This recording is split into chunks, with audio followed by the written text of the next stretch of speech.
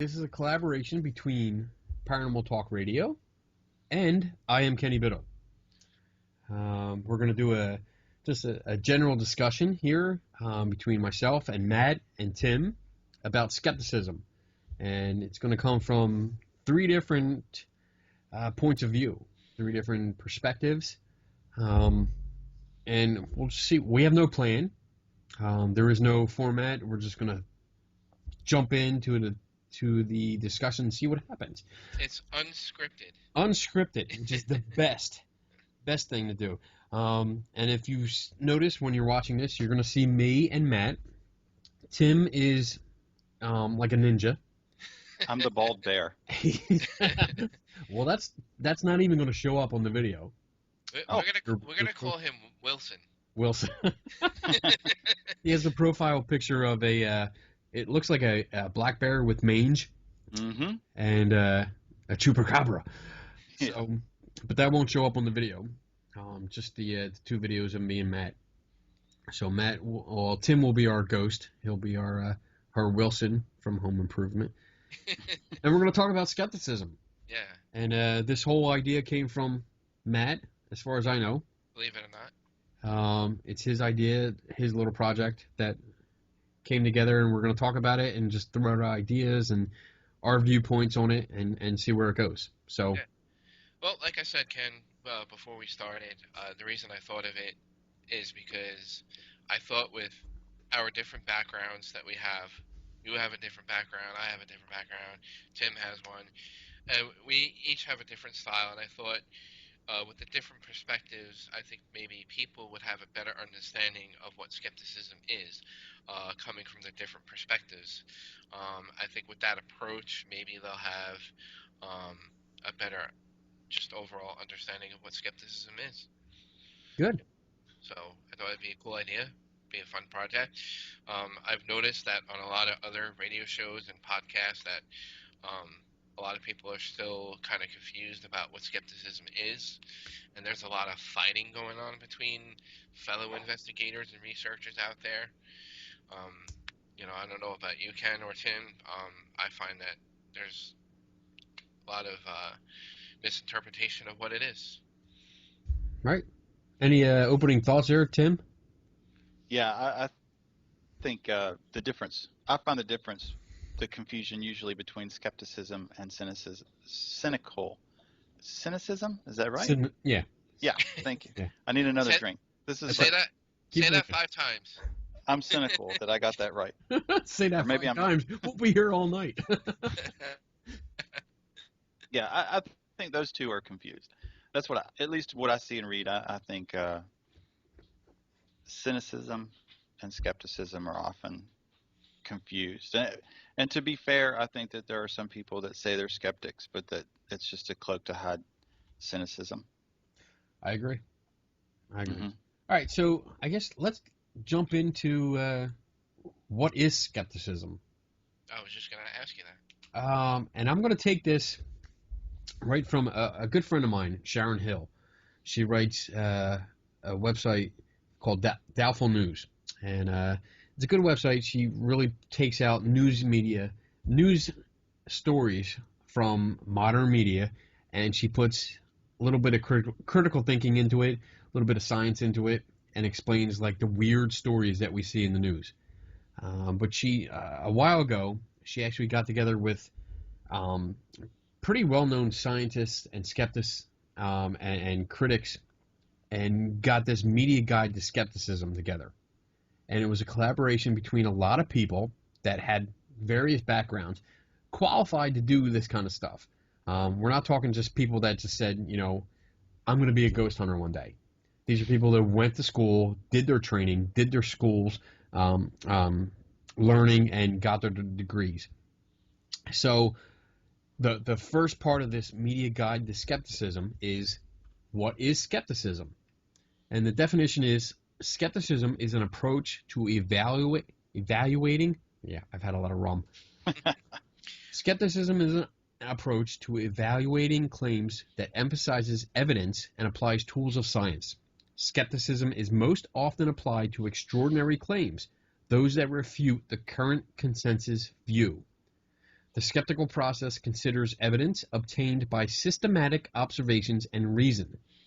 The conclusion that is reached at the end of this skeptical process is provisional because additional or better evidence may come along that points towards a more suitable explanation.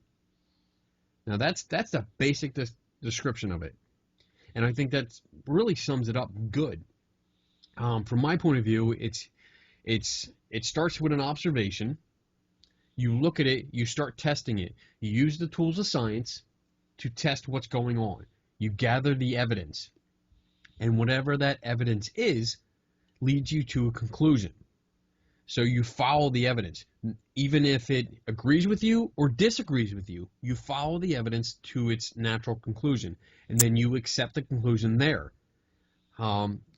With the scientific process, you would actually have independent parties retest, repeat your test, see if they come up with the same thing. If they don't, you go back to the drawing board and see what's going on. If they do, it solidifies your conclusions, and then you go with that. But as we see at the end of the definition, if new information comes to light, if additional information comes up and says, you know what, we found out this through other experiments, we have to include it into your conclusion, and it changes your conclusion, that's what we do. That goes into the definition of being open-minded. Mm-hmm. You know, I think that's fair. I agree. Absolutely. Yeah. So, what do you guys think about that so far? I like Tim's answer before about the difference of cynical and skepticism, and I think a lot of people are just confused to skepticism. But you hit it on the nail as to what skepticism is, and let's get into the definition of cynicism, because cynicism are people who just really don't want to believe in it at all. They just, they don't believe, period. That's right. What I grew up knowing of what cynicism is. But that's not what skepticism is. I use skepticism as a tool, as you should on an investigation, because you're evaluating what's going on. And I'm a critical thinker. I use a lot of critical thinking during my investigations. I don't know, Tim? I agree. I as far as skepticism, just to go back on what that definition was, when I said it was fair, I like that. I like that it's fair. I like that it leaves the door being open at the end is, I think, probably as an important step as anything else. And that is, you accept what you know today as fact, and you accept that fact can be false tomorrow. Mm-hmm. And that's just a possibility. And I don't know how to sum it up more than fair. It's almost like it's a equality for me. Ghost. Let's just go ahead and say ghost. I want to believe it, and if somebody has some information that would support it, I would gladly accept it. I think maybe going back to your definition as a cynic, that would be just someone that just doesn't believe in face of any evidence or supporting data towards that. And I don't think that is fair. And it's the hardest thing for skepticism is to turn that skepticism on yourself. And it's easy to point it at somebody else, but it becomes the best asset that you can have with skepticism is your own beliefs. And as long as you're fair with yourself and fair with everybody else, then you're open to learning, and that's the best thing. That's beautiful, that you're open to learning. I mean, that sums it up. I view skepticism as when somebody makes a claim, any kind of claim, like they're a person of belief or they witness something. When I start asking questions, which is a big part of skepticism, you ask mm-hmm. questions. I'm not asking questions because I don't believe you. Mm-hmm. I'm asking questions because I want to learn more about your experience. I want to know more about your belief, and exactly why you believe that, or Mhm. why you believe that experience is this or that. So that's, for me, that's what skepticism is. And I'm glad you brought that up, Kenny. Not to interrupt you. I want to add more input to that because I think that's where a lot of people go wrong with skepticism, is because they do make it personal, because they're taking a big portion of their belief system into the paranormal. So therefore, when you question somebody, regardless of what the question is, they just automatically, I think, look at it as, well, who are you to ask me that type of question, Right. so to speak. Right. Well, if I could break in on that, if you have someone asking you questions about what you're doing, what you found, or what you're experiencing, you have somebody that's showing interest. Mm-hmm. And I think, it's almost, I would rather have someone questioning me so I can discuss it, because then you have someone showing you interest. If you have someone, if you get the meh, or if you get the I don't believe you, Yeah. I mean that's the end of the conversation. There's really nothing more to go with. Yeah. Right. I take it as to me, it's a compliment that if Yeah. I put out an idea and someone questions my idea, that means that they find that at least that they find that idea interesting enough to question that idea. Now, once they question it, the responsibility falls on me to answer adequately those questions, or at Right. least to guide them in a place that they could sufficiently find the answers to those questions. Agreed. I don't think that that's an insult to be questioned at all. As a matter of fact, I think it's the opposite. Yeah. And I've always had the stance that if you're willing to put yourself out there, like if you go to a conference, if you pay the money to have a booth or a table, and you're putting your stuff out there for display, you're putting your devices and your tools and your equipment and your ideas and stuff out there, then you should be more than willing to back up what you say. You're subject to peer review. Yeah, yeah. So if somebody like me comes up to you and starts asking you questions, you should be ready to answer them. You should be ready to discuss them and support them with evidence. Mm-hmm. And if you're not, if you're not ready to do that, if you get defensive, if you get pissed off because I'm asking you questions about things that make you feel uncomfortable, then the problem is with you, not with me. Mm-hmm. Because you're not ready to deal with this. You don't have all the information you need. And yeah, I'm pointing it out, Mm-hmm. but not deliberately. I'm not trying to point a finger going, look at you. You don't know what you're frickin' talking about. You look like an idiot. That's Mm-hmm. not my intention. My intention is to learn more about why you believe what you believe. But if you can't tell me, then there's a problem there. They shouldn't be doing it, period. Yeah, you should not be promoting something if you can't explain why. Yeah. And I think, to put in another, I guess, 2 cents here, I think it's perfectly okay up front to say, I don't know the answer to that question. Right. Here's what I have. Here's the holes that I can't fill with the information or the knowledge that I have. And I think if you put that up front and say it, I respect that more than trying to gloss it or redirect any questions about it. Or act like as if you know it and you Yeah. really don't. Yeah. Well, if you don't know it and say you don't know it, then the worst thing that can happen is someone that does know it comes along and says, well, here's your answer. Yes. And then you know it. It's not a bad thing. It's not a bad thing to say, I don't know the answer to this question. What's worse is that if you're that person that has that booth and someone comes up and asks you a question that you don't know the answer to, if you're taking a chance, like you can say I don't know. Mm-hmm. You can go the honest route. If you don't know the answer, you can say I don't know. But if you decide I'm going to just make shit up, okay, or just spew stuff that I've been told before and I don't know if it's real or not. Quantum physics. You're talking. Oh boy. That's a whole nother ballgame. You're taking the chance on whether or not the person you're talking to, that you're giving this answer to, you're taking the chance that they don't know what you're talking about. Mm-hmm. But what if they do? Yeah. What if they do know more than you? And now you look like a total idiot. That'd be pretty funny. Yeah. And you lost credibility. Yes. Yes. Yeah, It's you've happened. lost your credibility. I mean, I've been in Gettysburg and have talked. You guys have been there.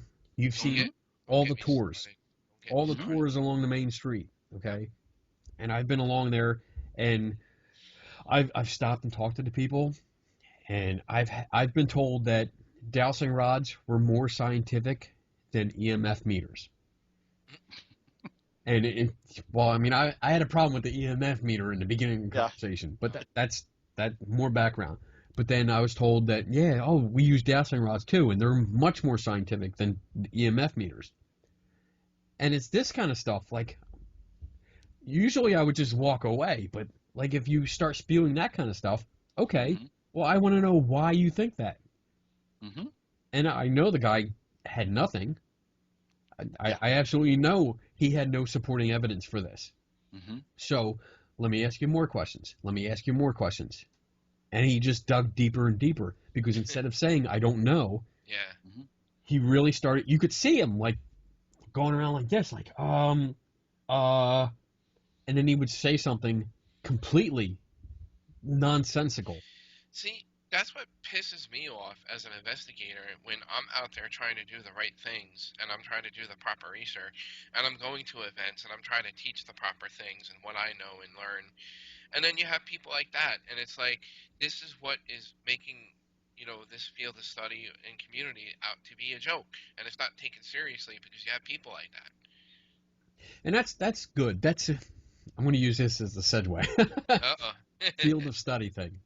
And recently I had a big discussion about this, because I don't see, I guess, the community, which I usually call a hobby now, I don't see it as a field of study as a majority.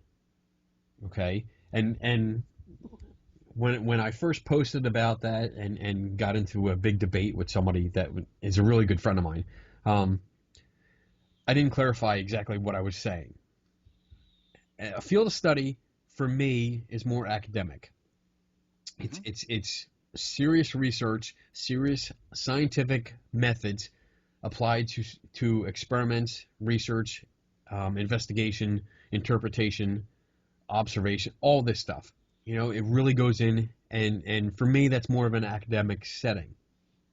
You can have serious people outside of academic settings that are doing it. That's fine. But from what I observe, the majority of the community, which is made up of mostly ghost hunting groups, I would not consider what they do a field of study. I would consider it more of a hobby. Right. Because they do it on their off time. It's not their main job. They spend a lot of money on it, but they do it mostly for self entertainment. Yeah. Self-enjoyment. Self-enjoyment. And for me, a field of study progresses. You learn, you adapt, you what? Fail. You learn from your mistakes. Yes. Yeah. You learn what not to do, what does better, and you progress. The field progresses. Honestly, from the ghost hunting point of view, I don't see any progression at all from the last 3, 4, 5 decades. Yeah. There's nothing. It's still the same old shit where you're sitting around in the dark. You have new toys to play with, but nobody collects data. Nobody analyzes. And nobody understands them. Exactly. You don't understand the data. You misinterpret the data. There is no data logging, so you don't compare, the last 20 investigations to the next 20 investigations and see if there's any correlations or anything that's coming of it. And there's no changes to future investigations based on the evidence received from prior investigations. So there is no progression. I don't see it as a field of study from the majority of the community. Now, from the group of scientists, or most of them are scientists, I would say, or even lay people that do in-depth research, that do publish papers, mostly on ESP, remote viewing, stuff like that, more in the parapsychology Yeah, I was just gonna say paranormal.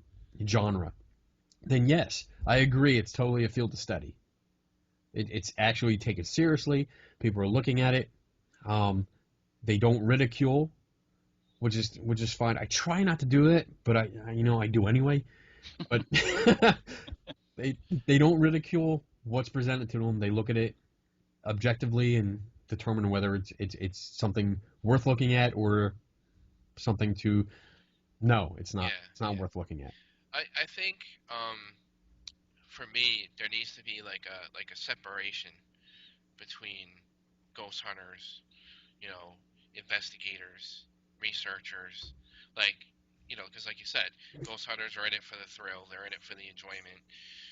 Investigators are more for the serious side of things and helping people and for other reasons and stuff like that. And I don't know, one of my pet peeves is I don't like being labeled as a ghost hunter because I consider myself, I've been in it a long time. I'm in it for a lot more serious reason than for the thrill. I don't know what to call myself. I really don't. Yeah. I mean, You're the skeptic. that's what I usually refer myself as the token skeptic. Yeah. The token skeptic. Because I'm usually at like paranormal conferences, and there is no one else there that has any kind of science point of view that I do, and everyone is promoting the range of equipment, useless bullshit. They're Expensive uses. yes, they're books, and then you have the standard jewelry makers, which are cool, but it's not paranormal, but it's cool stuff. Mhm. Wait a minute, you like jewelry?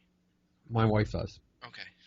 I'm just Metaphysical kind of stuff, the jewelry, the necklaces, the rings, and then you have the charms and all kinds of stuff. But no one is there really promoting science. Yeah. And all the paranormal conferences that I've been to where I've had a booth, a table, no one has promoted science. They've promoted pseudoscience, but not actual science. Right. Mhm. And I get my science from other scientists, not really myself. I mean, I approach scientists and psychologists and say, hey, can I use your stuff? Can I use your guidelines? Can I use this? Can I use that? And they let me. So Well, that's another thing that gets on my nerves too. Is there's a lot of groups, or ghost hunting groups, I should really say, that think they're being scientific because they're using the Ovilus, or they're using an EMF meter, or they're using, whatever gadgets that are out there that, yeah. You know what I mean? yeah, If you turn that sideways, it would be the magic infinity ball. Ooh, there you go. It will answer your questions forever. Forever. But I agree. Just because you have devices does not make you scientific. It doesn't. There's a process involved.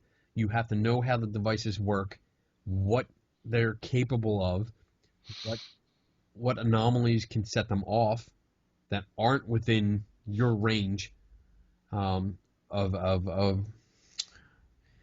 how do I say that? What is that, range of error? Mhm. Is it okay? Yeah.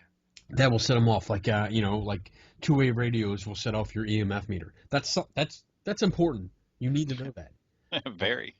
Yeah. Yeah. Just because it blinks, just because it makes a noise, doesn't mean it's something. It just means it blinks and it makes a noise. You also need to know your subject matter. You need to know what you're testing. If you're using a device that supposedly tests something that's completely unknown, you don't know the characteristics of that object. Mhm. Like for instance, all right, here's a dice. It's a 20-sided die, okay? Or a 30-sided. It's 30-sided. I know what this is. I know how many numbers are on it. I know what it can do. I know if I drop it, it will fall.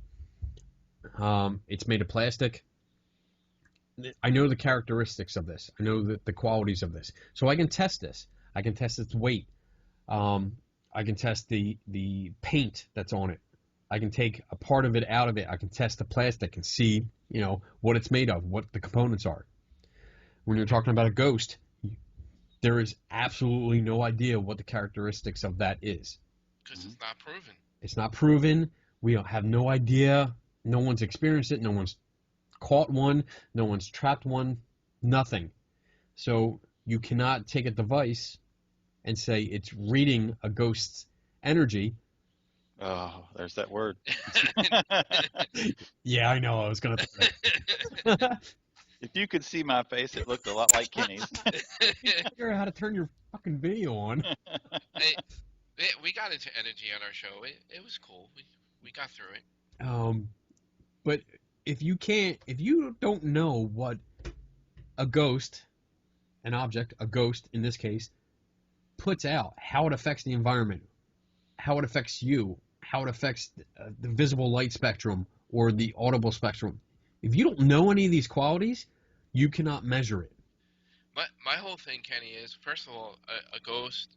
There's no mass to a ghost, right? Allegedly. Allegedly, yes. Allegedly. So therefore, how can you measure nothing? Well, if I'm not mistaken, and I could be mistaken, I mean, you can measure different things of photons, and I don't think photons have mass yes. Yeah, and I mean that's a big jump.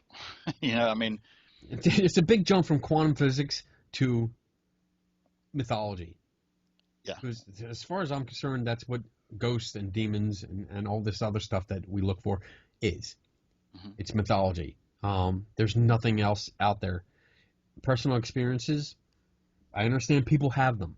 I understand that they are very real to the people that experience them. But we fool ourselves. Our brain fools itself into seeing things. Easily. The way our eyes and our ears operate easily fool our brains into thinking a certain way. Yeah. I love it. That's one of my favorite things about. But go ahead, I don't mean to interrupt you. But I love you what already you're did. hitting on. I lost my train of thought. But all these experiences, and it's funny when you use that phrase. I know what I saw, and we know we can present studies. We can show you so many examples of no, you don't always know what you saw, Mm-hmm. and I think we've talked about it on your show before. You guys showed how do you say that? Your guys' show. Yeah. We say y'all's. Y'all show before. Y'all show. Well, you're from the South. I'm from the North, so. Yeah. That see, you totally lost my train of thought there. I totally had a brain fart. Well, I'll fill in because what made me get tickled about that is one of my favorite watching. I love Dr. Tyson, Neil deGrasse. Yeah, for president, vice president, yes. Oh yeah, I've read. I love reading his books. Watching one of his, not seminars. Someone filmed him at a. It was a panel discussion, and he had a great quote about how easily our brains are fooled, and he summed it up. He said the optical illusions is something that is a perfect example, and he said that they should be called brain failures because an optical illusion just takes a pencil and a piece of paper to fool your brain. Yeah, it's that easy. Not only does it fool you, but they'll tell you, I'm fooling you, and you'll look at it and you'll still be fooled. yes. And it's that simple. It is. And remember that article that was out, I believe, over the summer? I don't know if you remember it. I don't remember the exact detail or nature of the article, but somewhere overseas, a bunch of people from a university did a study where they had these machines that they built where they were designed to make the brain think and feel that there was something supernatural in the room. to make them feel like there was something in the room with them, even though they were the only ones in the room. Was that with the God helmet?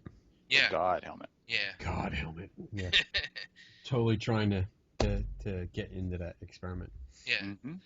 But that proves that point about like how easily the brain can be fooled. And Well, there was another experiment. I thought you were going there with this. Was the virtual reality, where you dress in a plain white shirt or a plain black shirt, jeans, and you lay on a table, and then you're given some goggles, and what they do is they do a dummy, and they feed you the visual information of the dummy laying on. So it looks like you're looking at your feet and your legs, and you hold still, and people poke and prod the dummy, and at the same time someone's poking and prodding your leg, and then you can cause phantom sensations. Yes. When you see your leg getting poked, but they don't poke your real leg, and you still have that sensation. That was I enjoyed that study. There's a new show out on History Channel. That's right after the Curse of Oak Island or one of those. one of those. The curse of digging for nothing forever. Where they did the virtual reality thing and they had the test subject, laying down and had the feeling of like he was being touched, but he wasn't really being touched, and it's really fascinating stuff. It's cool stuff. Yeah, kind of creepy. I remembered what my brain fart was about. I knew if I talked about it enough, Yes. you'd get back on track. We have talked about it before. It's about when someone gives you a story about an experience they had, Mm-hmm. and it sounds like paranormal and it sounds great, but once you start questioning the story and the details of the story, by the time you're done, the end result, the end story is completely different from the original story, Mm-hmm. or very, very modified. Yeah. Because you ask questions they didn't think about, they filled in the gaps. Mm-hmm. About what they really didn't know, they just filled them in. They used influences from other people Mm-hmm. to help shape the story. So I think that's a big part of how our perspective changes the story or experiences what we perceive as a paranormal event. And if we don't question it, if we don't use skepticism, then the stories will keep going and be paranormal, unquestioned, until somebody else does come up, and with skepticism, you figure out what's really going on. Right. And I think, I'm sorry, I think that you hit the real, for me anyway, you hit for me too. The target, yeah. If you want to know, if you want to strive to find out what's really going on, then you question. And if you want to just have a good time and enjoy a good scare, then you suspend disbelief for a while and you have a good time. And I think that's the difference. Yeah. Yeah, I love, Kenny, that you brought that up, because that in a lot of ways can relate to our style of investigating, because we do a lot of extensive interviewing, and I can really tell, like, even before we actually investigate something, we can tell a lot by how, the reports and the claims through the interviewing. We study the behavior of how they're telling their story or their report, and then you can just tell by their behavior, and then depending on who you're interviewing throughout the interview process, and then when you compare the interviews to this one or that one, you throw it all together and then you make your comparisons. You can tell who's modified what or who's been influenced by the other person and so forth. Yeah. I definitely see an influence that happens, and it's part of that group thing. It's when you have a whole bunch of people and they talk about it so much, when they've talked about the experience, especially if you're like years after the event, they've already talked about it many, many times. Everybody knows the story, and not only do you start filling in the gaps, especially because you have that what's that, the whisper down the line. Yeah. Paradigm. I know exactly what you're talking about. Yes. Yeah. The story grows and grows as you tell it, and when you tell to somebody that's really into it, you want it to be a really exciting story. So it becomes more evolved. But everybody begins to fill in the blanks. And people that weren't there will actually think that they were there. And I've had friends that have done that, where they've heard the story so many times that they believe that they were part of the experience. It's like, oh yeah, I was there. Yeah. They tell a story, and it's like, oh, we're telling a story at a party or something, and they pipe up like, oh yeah, that was great when this happened and this happened. And I'm looking at them going, the fuck are you talking about? You weren't there. I'd be like, don't you remember? You know, and sometimes it's like, you know, oh, yeah, I wasn't. And other times it's like, it's an argument. Like, I was there. No, you weren't. Yes, I was. Okay, let me pull out the video. Here, you weren't there. Yeah, but that's the kind of I don't want to say mentality, but just fallibility. Yeah, the influence of stories to have on people that are, when you're into it, when you're associated with the genre, with your interest in it, so enthusiastic that you're going to hear the stories over and over again, and you're going to believe that you're there. And skepticism helps to bring that out. You know, it's not intent to be mean and point you out and say, you weren't there, dumbass. You know, make you look stupid. It's there to say, well, this is the story. Let's separate fantasy from fact, because that's important. And the fantasy part is your involvement, because you weren't there. But these facts are here, and this is what we have to focus on. Yeah. And then I think the other argument too, or debate, is when it comes to skeptics and believers, is a lot of times when you have believers go into an investigation, we talked about this on Paranormal Talk Radio with you, where they bring their beliefs into the investigation and they're tainting the investigation, you know, by down that road. Yeah. And, you know, what's the point then of trying to investigate that location and helping somebody when you have that preconceived notion of it being haunted, you know, or, you know, you're being influenced, you know, which I think is a great word, because influence is a big thing. Yeah. You know. And really, I mean, the topic that we're talking about is skepticism. So you're supposed to question everything. Yeah. And that includes, and Tim, I think you said it. You have to question yourself. Yes, that's the. Which is okay. Yeah.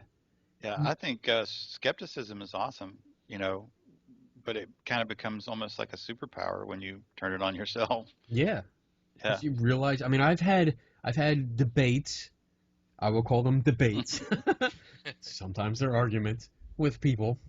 Either I don't know them, I know them slightly, or they're really good friends. We've had like heated debates, and it takes me like a day or so. I have to sleep on it, and I think about it. You know, when we're really, cause for me personally, like friends are really important to me. So when I'm debating with them and it's a heated debate, I still feel bad because I don't want hard feelings between us. Mm-hmm. So I usually don't sleep that night because I'm worried about like, oh crap, I'm going to lose a friend. That's why, like, sometimes when we get into our debates or our conversations, I'll be like, "Oh, Kenny, I didn't mean anything." Right? I'm texting him, like, you know, making sure everything's cool. And I'm going like, "What are you talking about? I didn't see that." Oh, all right, never mind. But I mean, I'll sleep on it. I think on it. I think about it through the night, and it's like, all right, what did I say anything wrong? Was the information I provided, was the argument from my perspective, was I wrong? Did I make a mistake? You know, and turning that skepticism on myself is hard. And like, I don't want to admit that I was wrong, but I have to, because, okay, I think about, all right, well, I did say this, and when I looked it up, I was wrong. Okay, so I'm the asshole here, so I have to admit it. And I will admit it. I hate it, but I admit it, but I also learn something from it. And I think that is the hardest part, and I think that's why skepticism gets such a bad rap. Hey, I always say that. In the paranormal community. Because it's so hard when you look at yourself and you realize you made a mistake, Whoops. oh man, it is so hard to admit it. Hmm. And especially if you've done it so many times and you've based so much of your time and money committing to this idea or theory that was wrong, it sucks. Monkey balls. Really. It does. But you do it. But Yeah. it should be a learning process. Yeah. You know? And this, and think about just what we do, as a hobby, or a field or a community or, whatever. Whatever you want to call it. Think about like how hard it is for us in those times. But could you imagine spending 2 or 3 years writing a thesis or a paper or gathering information, throwing out this just wonderful idea that you spent years on to have it sent back and them say, "Oh, you were wrong." Yeah. I mean, it sucks. yeah. And I've in my job, I've told Kenny, and I'm pretty sure I've told you, I'm subject to peer review. We have to do it, and you take your work and you put it up for people, and luckily, it's a relaxed atmosphere. Yeah. And quite frankly, I don't know if anybody else has this experience, but the more I do it, the easier it becomes. Yes. To hear it. And at first, my first peer review, I took what I thought was the most perfect piece of work I could find. I was like, I'm not bringing my worst. I'm bringing what I think is just perfect. I'm bringing my A game, bitches. I'm bringing my A game for them to look at. So there'll be nothing on my report. And you still get stuff on your report. So, but the reality of the situation is, when I bring my best, then I don't learn as much if I would bring the one I had the most struggle with. And then I let my peers look at it, and then they write what they see wrong with it, and they give me feedback. And that's, when I can frame it that's at the best moment I have to learn. And the more I learn, the more I help someone else, then, it's the way it should be. But however, what I see going on in the paranormal community, or again, whatever you want to call it, circus, profession, is when it comes to being under that type of gun, under peer review, is when people put things out there in a community forum, and they're sharing evidence, or what they claim is evidence, and they're sharing it in the public view. It's under the subject of peer review, because it's under the public eye. Therefore, people are going to put their opinion, and they're going to criticize it. They're going to critique that. They're going to ask questions. They're going to ask you, how did you go about, doing what you did to capture that piece of evidence that you're claiming? They want to know what you did. And 9 times out of 10, what I see out there is, when somebody asks a question, somebody who's being skeptical, it totally gets blown out of proportion, because they can't back up, that piece of evidence, because they don't know how to answer it, or they didn't gather enough info to share with that particular question. Therefore, they get defensive, and it breaks into an argument. If you agree or not. Well, I think because we're so adapted to social media now, Yeah. that when we put things out there, and even though we still have websites for like ghost hunting groups and paranormal groups and stuff, social media is the main arena. I guess we put it out there, and when you put something out there, and I experience this, and I know how this feels. You put it out there, and you're waiting for the praise. Mm-hmm. And that's it. You want people to say, you want people to hit that like button, first of all, and then the comments, you want people to say, great job, awesome job, you did great, or like wow, yeah, that's impressive. And then when you have that one jackass that says, well, wait a minute, I see this, I don't think it's this. And then you get that anxiety. It really comes up because social media is such a part of our culture now. It's so ingrained in us that we need that acceptance. And when someone doesn't fall into that, we become defensive. Yeah. You want that. Even though, as you said, it's an informal form of peer review. Mm-hmm. There was two words that didn't go together. It sounded good. Yeah, I wasn't sure. I wasn't sure how that came across, but that's exactly how it is. I mean, it's not submitting it to a journal where professionals will look at it and give you professional critique. You're putting it out there of people that are in the same hobby or field of study as you, and they're going to give feedback. Yeah.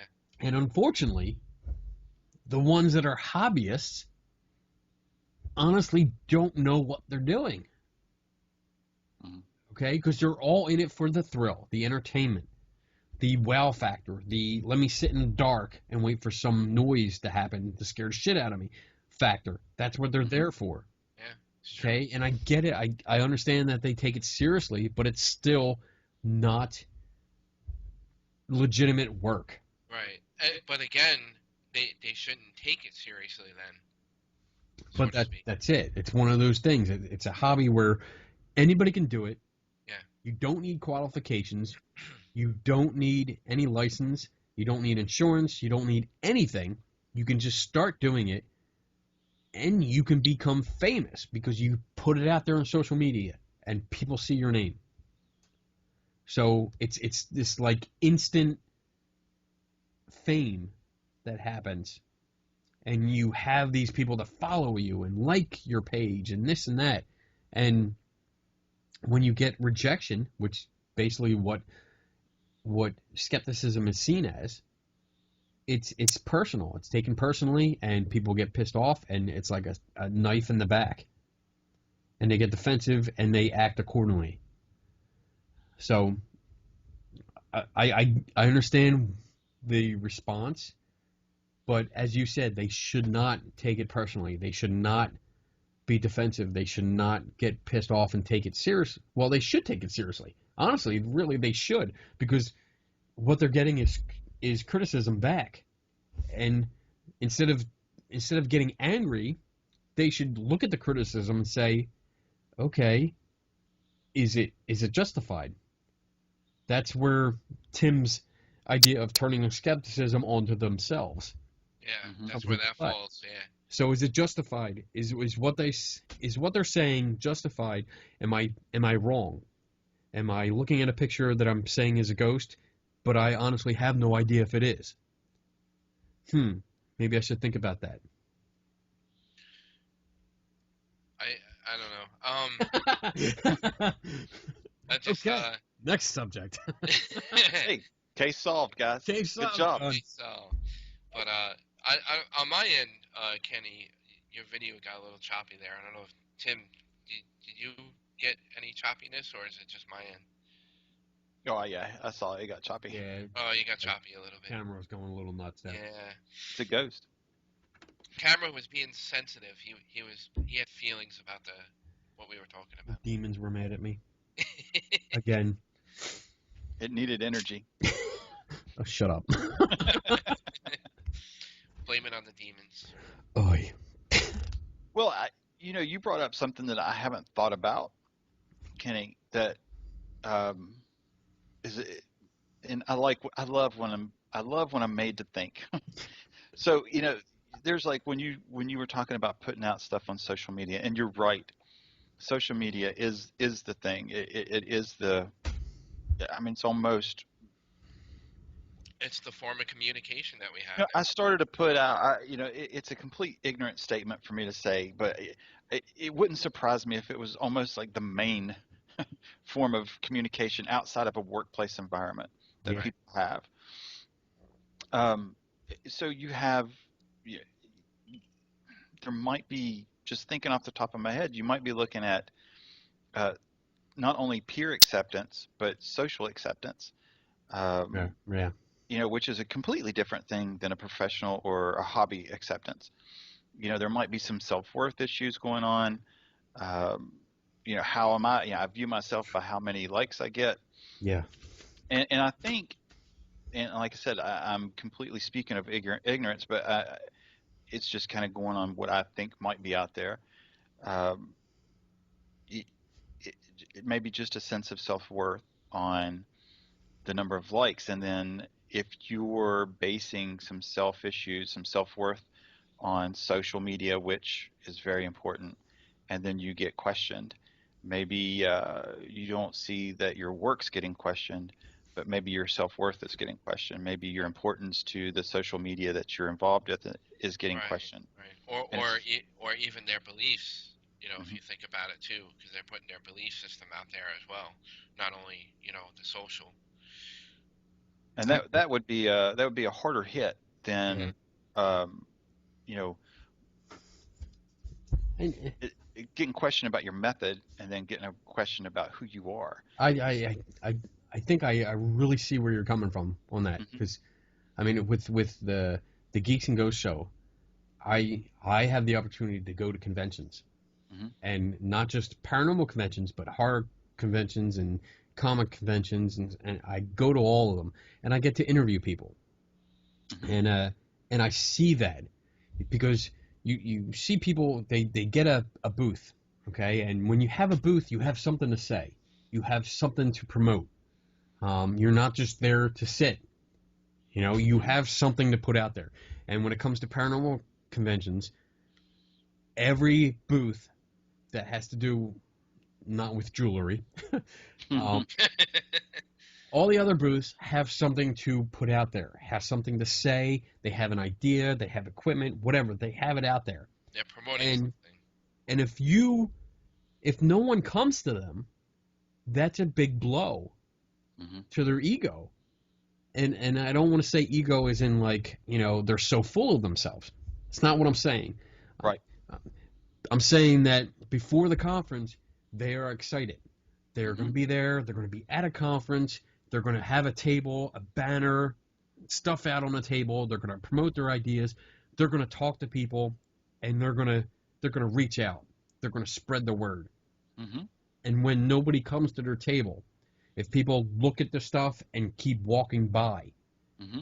that's a huge blow to their ego. Mm-hmm.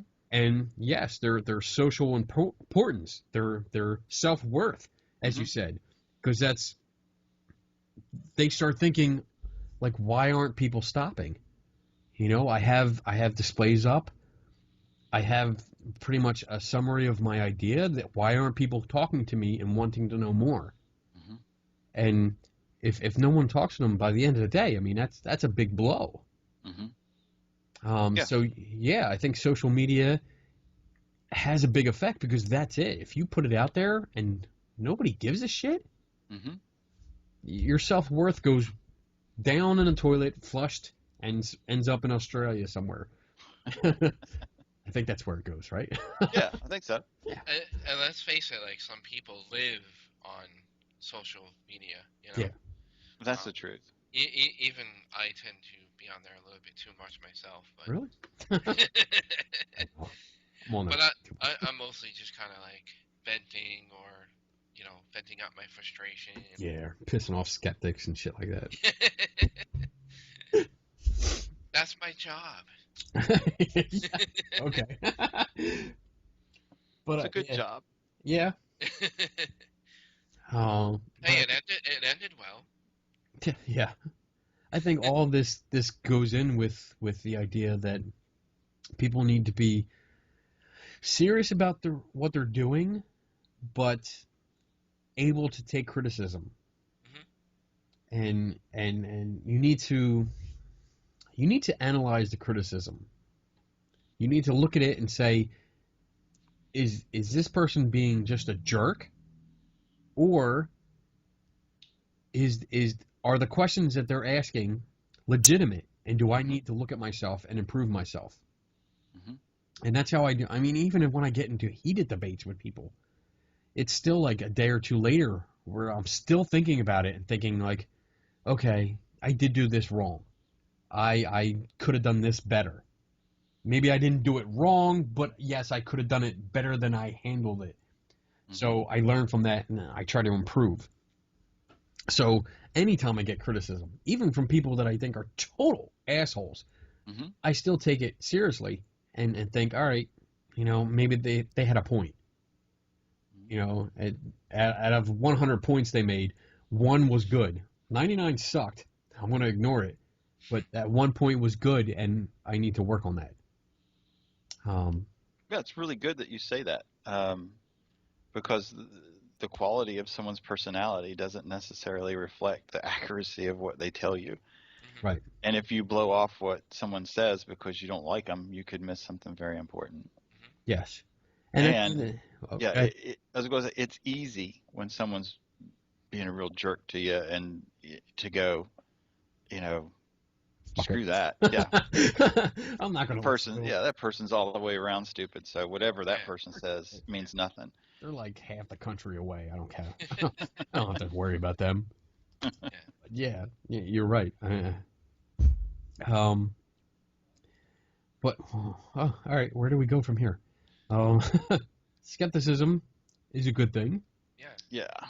What I like about this, what we're doing, guys, is I'm a believer, but like I said, for my own reasons, but I use skepticism as a tool, like you said, as you should on investigation. Kenny, you're a skeptic. You come from more of a scientific background because you're more into the scientific method and going that direction. And Tim, you have a scientific background, and I think people could just maybe have a better relation to how we're explaining it, with just our type of personalities, because I think heavy debates and arguments get started because of personality, and I think we touched really good on that before, and I think that's important, to also reflect on a person's personality, because that can spiral downhill, as we've seen in many conversations.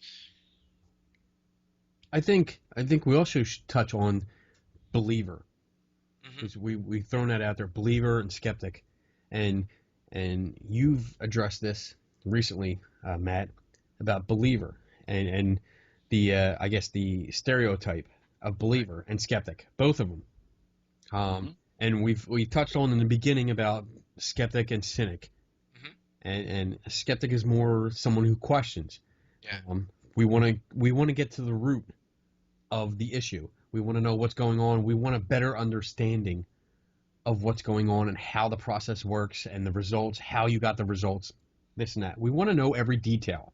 Right. So we can understand that, okay, is this legitimate or not?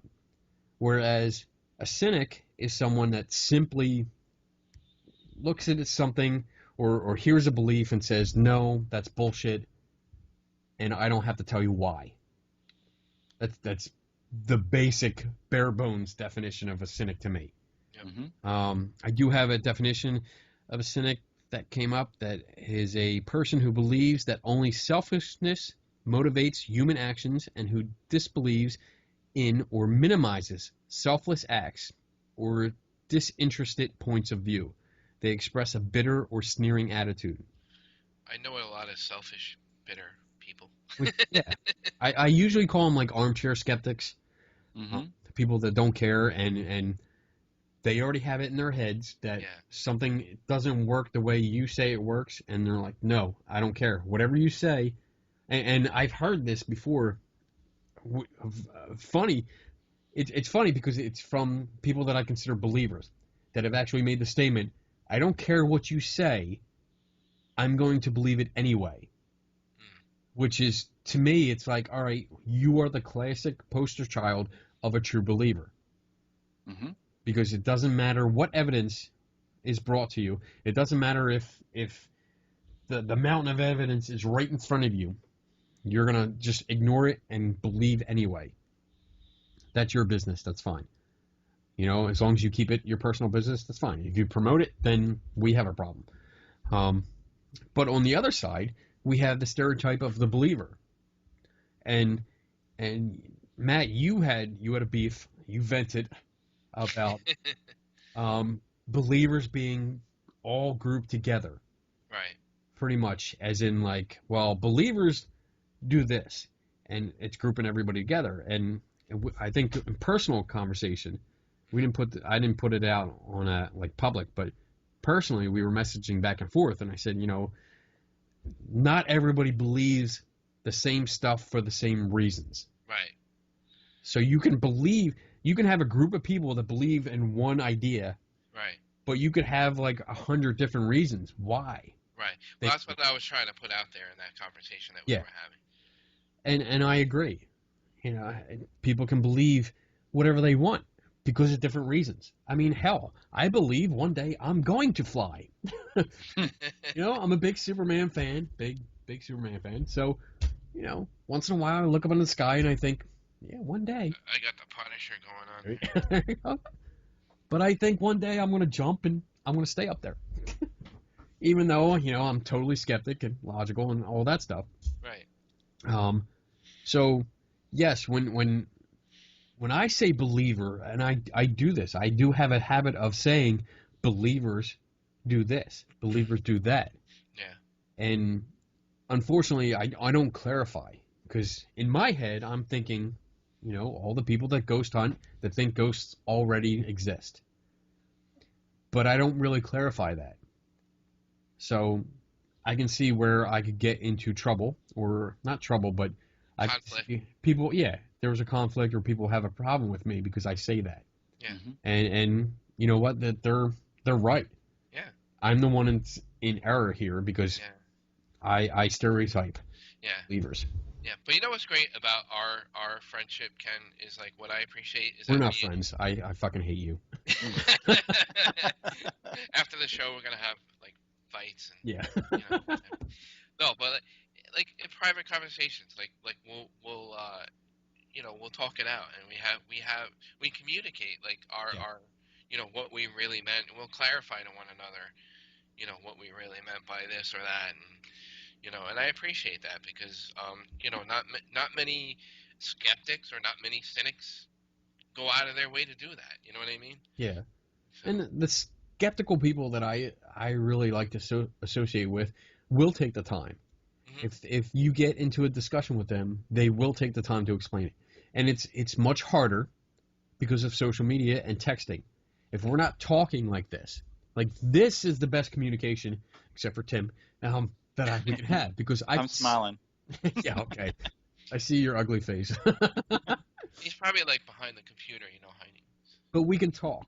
Like even conversations that I do have with Tim. Yeah.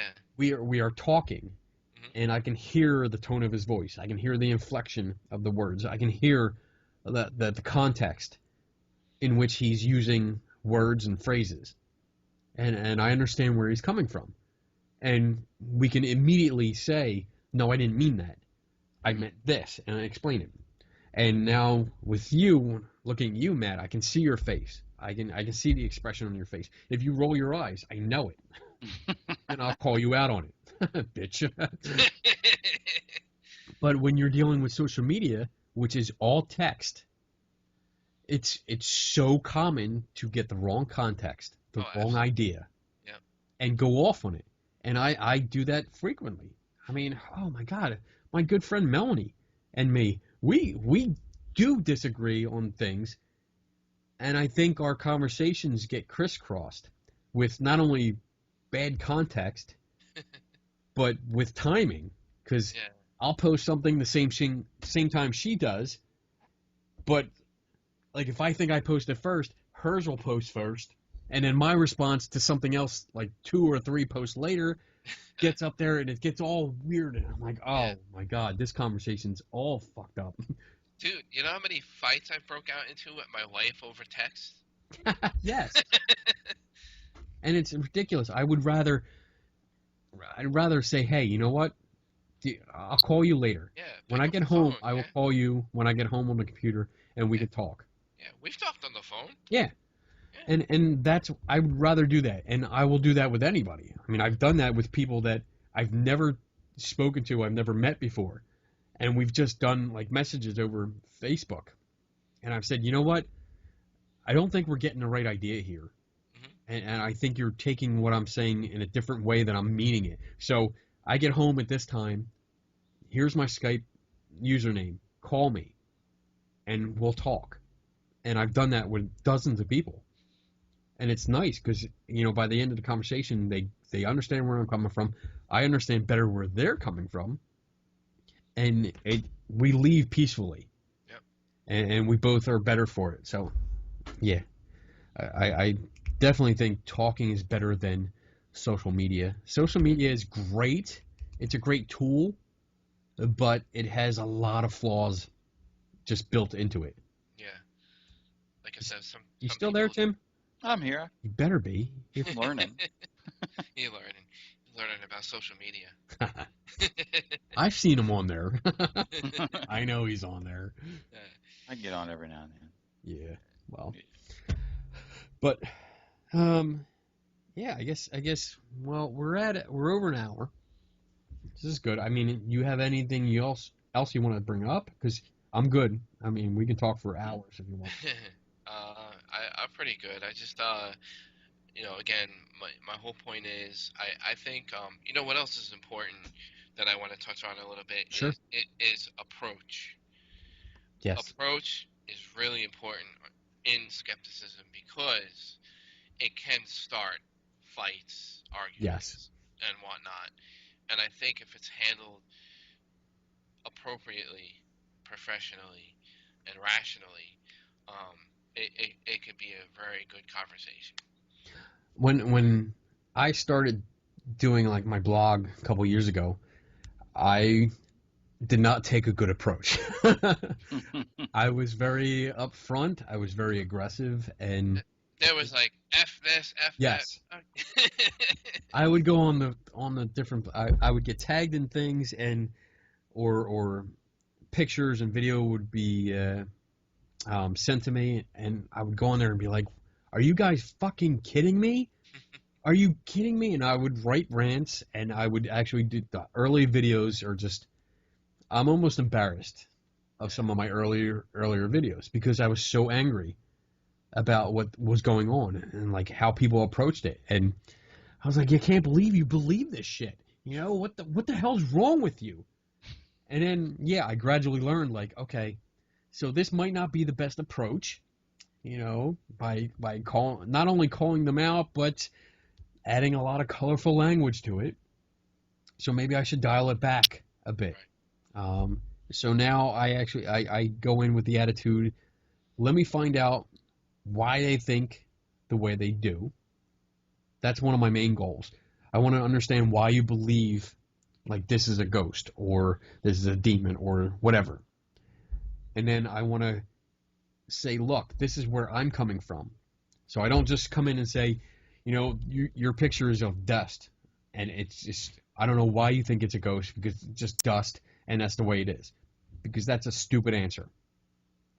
I try to tell them that I've been doing photography. I have a background in photography now. I've been doing it for years. I put a book out on false positives. I know about anomalies. I can explain this. Your orb is because of dust particles and the flash reflection off of this and this. I go through an entire thing. It gets time consuming because you do have to explain it a lot. But I feel it's a better approach because now it's not just some guy coming in saying, you suck, your picture sucks. I'm giving them a reason why it's not what they think it is, and I'm giving them background on me, saying, this is my experience. I'm not just some guy with a kind of an explanation, but I have the experience to back it up. And that's respectable. I try. Well, hopefully.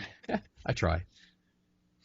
I think the approach in anything, doesn't necessarily have to be about the paranormal, but questioning anything or the approach to anybody is of great importance. Mm-hmm. Yeah. And it's hard. It is hard because, especially when you're face to face with somebody, that's immediate confrontation. There's no way about it. If you have a different view than somebody else that has a table that's promoting it, and that's my thing. Like if you have personal beliefs, that's fine. You know, there's nothing I can do about it. I have no reason to argue with personal beliefs. But if you're at a convention and you have a table and you're promoting it, you're putting it out there. So as far as I'm concerned, I have a right to question it and see what's going on.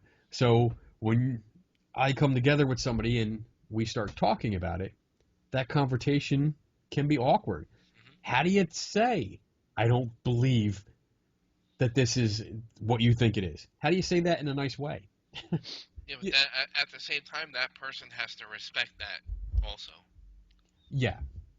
You hope so. You hope so. And I understand from their point of view, they're excited about it. Somebody came up to their table. You know, that's a good thing for them. That's positive, and they want to talk about it, and they're excited about it. And I'm thinking like, okay, I know this. I know their attitude toward it, or my perceived attitude towards it, and I'm going to come in and say, well, I don't think it's this. So I have to be as polite as I can because I don't want to start a fight. I don't want to start yelling, which I'm not. Especially if I'm there as an attendee, I'm not going to start yelling. I mean, if it comes to yelling and screaming, I'm just going to walk away. But you figured out that nice way to say, and I guess from my point of view, what I usually start off with is, so what am I looking at? That's how I say it, because mostly it's pictures and videos that I'm looking at. Right. What am I looking at? And I let them explain it to me. Right. Or say something like, I'd love to learn more about how you went about this and that, or... Yeah, how did you get this? Yeah. And are you open to any other, like, alternative ideas? Right. And then I explain, like, well, I have about 15 years of experience in photography. You know, and I do editing on myself, by myself. I do a show, I do this, so I have experience in these areas. Do you mind if I give you some my view of what happened here? And I let that, because if they don't want to hear it, they can tell me no. Yeah.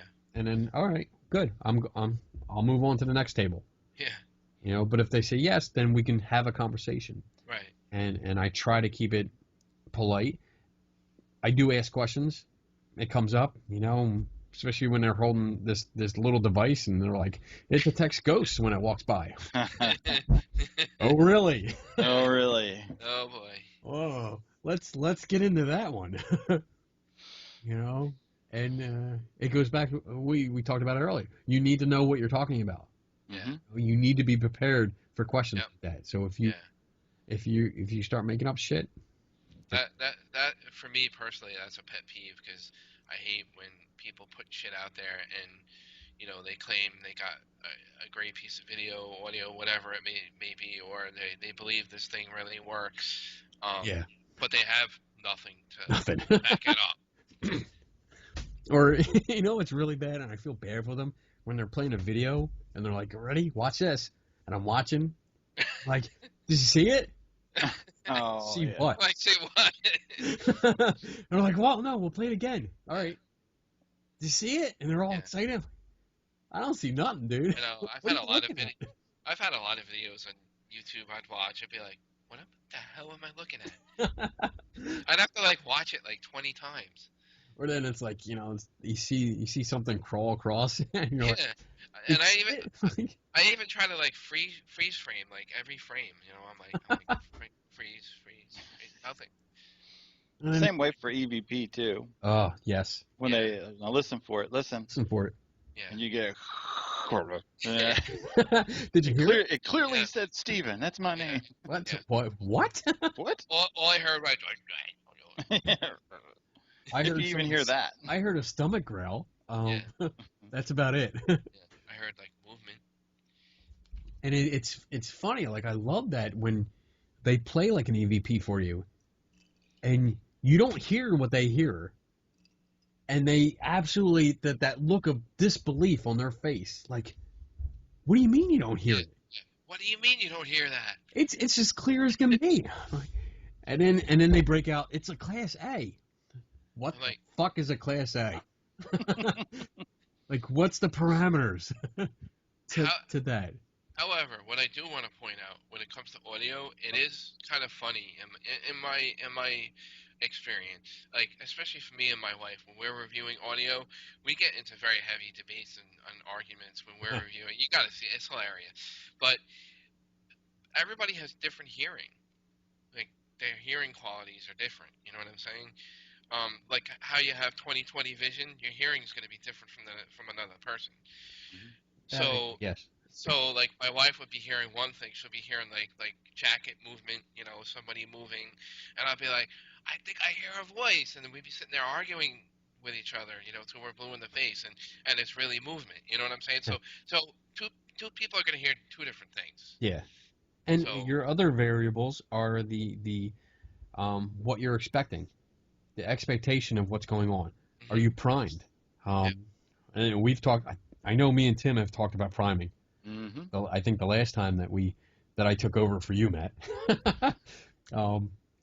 But like if you're like Matt, if you're listening to an EVP or recordings for an EVP, you're listening depending probably on the question that was asked.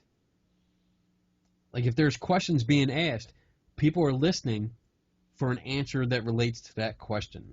That's a Right. good So if point. if there is a noise or somebody talks during that, they're looking for that answer Mhm. that's in that category. When it comes to an outsider listening to just a recording and not your question, they're listening completely unbiased, and they're just listening for a noise. Right. It also comes back to experience. If you're depending on like your upbringing, your employment, your hobbies, you're going to hear different sounds. You're going to be associated with different sounds. You're going to know different sounds. So I might hear a chair move across a hardwood floor, but you might hear it as a woman screaming, Mm-hmm. just because of the different context of what's going Sure. on. Yeah, you're right. So we have to take that into account when we listen to it, and that's the skepticism that we're talking about. Because instead of tunnel vision, where okay, we made a recording, we asked a question, we got some kind of response that we think is a voice. That's tunnel vision from a ghost hunter point of view. True. Whereas a skeptic is going, okay, where were you? Yep. How close was the recorder to you? Were you holding it? Were you by a window? Was anybody moving? What was going on at the time? Where was everybody else? Who was above you? Who was below you? These kind of questions are what a skeptic would answer. An outside person. Yes, an outside person would ask. Well, hopefully an outside person. Yeah. Because you'll have outside people that have like 20,000 books on ghosts and they're totally into it. They watch all the shows. Like, oh yeah, I hear it. Dude, I heard like, get out or I'll kill you. Yeah. But you know who I love a lot? Like you mentioned her before. We're all friends with Melanie. Mhm. She's the type of person that really does her homework when it comes to especially EVP. You know how she is with that stuff, and she covers her ass like from A to Z as far as like knowing where everybody is, what the environment's like, where they were near, what objects were near, just like she makes sure she covers everything. Our group is kind of very similar to that. We make sure we tag things, what we hear in the background. We do two-person recordings only at a time, where we like, for example, me and my wife will only do a recording, nobody else. So we know it's just me and her, and our voices only. So we know nobody else is in the room, and everyone else is outside the room. You know what I mean? So, and then that's how we do our recordings. But and then we do kind of similar to like what Melanie does. We make sure we account for where everybody is. We check our environment. What's going on at the time, vents, windows, doors, etc. We make sure. Just cover your ass. And the thing about Melanie is that like we've had discussions on different sounds. She sent me sound clips to review and give my opinion on. She does not say anything as a ghost. She actually labels it more as I don't know what this is. I know where all my people were. I know what was going on at the time. And then this came up. I don't know what it is. And she pretty much leaves it at that, which I like, because she's not saying it's paranormal. She's not saying it's ghost or whatever, this and that. It's an unknown noise, which is exactly what it is. If you don't know what it is, it's unknown. Yeah, it's unknown. And there you go. Because she does understand that it's very hard to control the environment. Yeah. I mean, you can check windows, you can check doors, but does that mean they're soundproof? No. No. Why are you laughing, Tim? I hear you. It makes me think about being in court. You know, did you have that window tested? Yeah. And why didn't you test it? Did you have an independent company come in and test the soundproofing? You didn't? Don't you think that was important to have that done, sir? That's right. Oh, I love it. But it's true. We will never. I won't say never, but like 9 times out of 10, we will never. Well, I can't say the word never. Never That's seen that. good. That's good though. It's good that you. It'll be hard to have a complete controlled environment. Yes, I agree, and that's something that needs to be understood and recognized and acknowledged by these paranormal groups. You know, you can't go into, especially historic locations, private houses, whatever. You can't go in and say the environment was controlled, because it's not. Because no house is soundproof. No historical building ever is soundproof. Well, even if it was, you can't control the environment. Period. You can't. If you went in with the right equipment and the right protocols, the knowledge of the process that you have to go through, you could make something where you control the environment, the known variables. Yeah. That's what the controlled environment means. You have control of all the known variables. I mean, there could be unknown variables there, but it's still a controlled environment if you know if you have control of the known variables. Okay, so that means the windows, the doors, sound coming through them, floor to ceiling. Can you hear people from the attic? Can you hear people below you? These are all variables, because if people are around, you're going to hear noise. So you need this environment controlled. And when you have paranormal teams going into historic sites or private residences or just businesses, wherever they're going to, the windows aren't covered with any kind of soundproofing. So you're going to get sound coming through the glass. It's basic. It's fact. Sound is vibration. It's going to come through the glass. You're going to have cracks. You're going to have sounds from the floors, the ceiling, outside, the other rooms, within the room. You know, do you have heaters? Do you have air conditioning? Are there vents going into that room? If there are and they're not covered or sealed, it's not a controlled environment. You're going to have sounds coming from. The environment itself will make sounds. Yes. Mm-hmm. Temperature changes. Changes. Yes. I mean, if you over the course of 2 or 3 hours, you're going to have, especially if it's going from daytime to nighttime, you're going to have a temperature drop. So now you're going to have a contraction of different materials that are or joined. So you're going to have different contraction rates with different materials. All of these are going to cause noises. So you have to consider that. You have to take that into account. And none of these teams do. You know, it's basically go in, and I'm stereotyping again. You go in, you sit down, you turn the lights off, you set your recorder on a, table, which is susceptible to these temperature changes. And vibrations. And vibrations, yes. Every time you move, you sit down, you shuffle, you cause a vibration that could transfer to this. And mind you, these recorders are very sensitive. Yes. Because a lot of these recorders, the digital recorders, the microphone is built into the case. So it's part of the case when you're holding it. Just because you're holding it, you're causing vibrations on the case. Like I tell people all the time, like you'd be surprised what your stomach sounds like on the recorder. Oh It'll my sound like God. it'll sound like a demon. What ghost hunter has not heard the rumble of a stomach in the This dark? is true. I mean, I don't know why. It must be like one of those biological things where it's your body says, well, it's dark. There's other people around. It's quiet, so I'm Yeah. going to make noise. And I'm hungry. I'm home. Have a Snickers, man. Yeah. Have a Snickers and shut up. Sound like a demon. Yeah.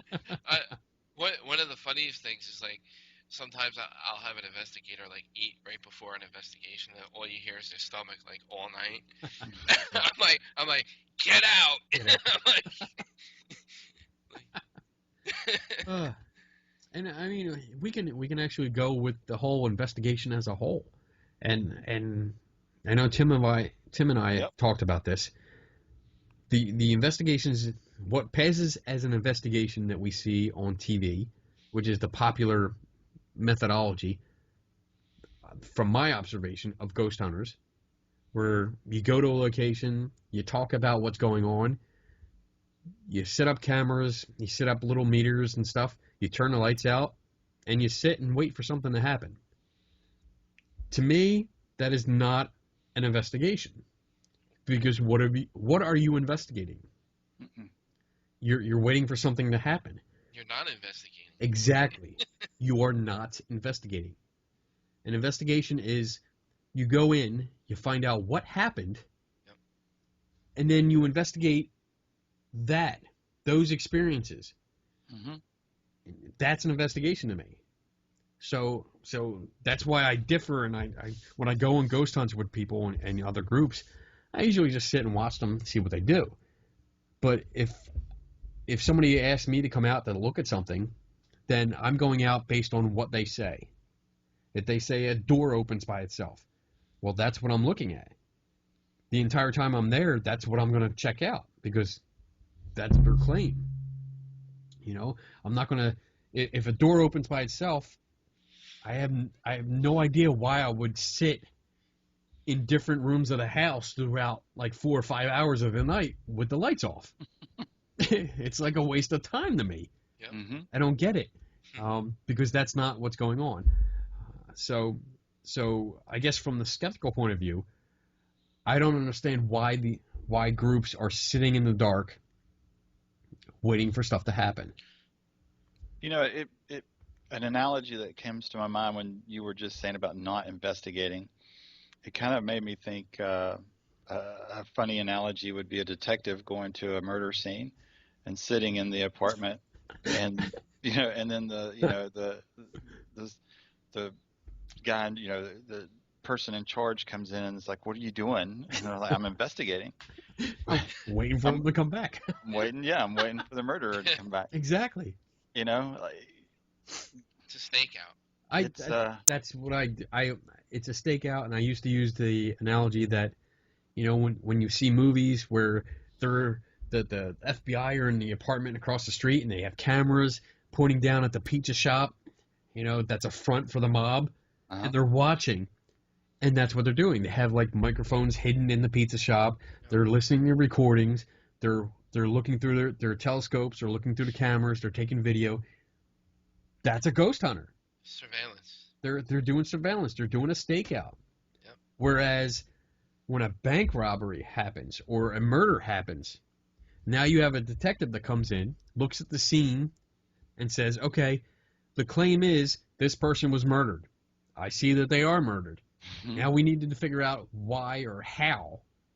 So then they start looking for the clues around the body, the scene, what's going on. They go in their past, they research the person, they research contacts, where he was, where his car was, this and that, to find out what happened that led to his murder. That's an investigation to me.